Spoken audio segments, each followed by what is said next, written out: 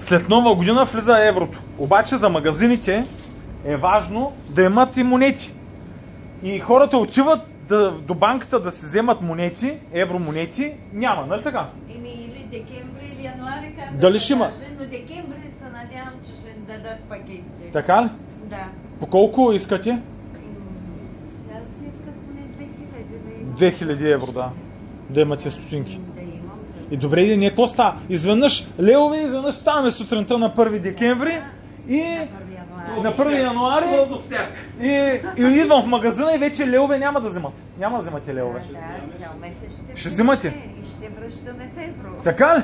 Да, Мали, не дават евро, това няма. ще стане голяма каша направо. Безплатен ченч. Ще има направо. Който има някакви милиони, идва тук да купи месо. Вкусно месо, прясно да купи за 1-2 милиона и му връщате половин милион евро. Между другото, си мислех какви периоди през живота си имахме само.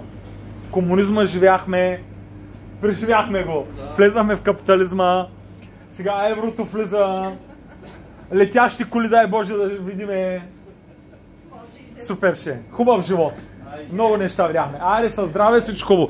Пък вие, ако искате вкусно прясно месо, етко при лидера, при дяката. Айде със здраве.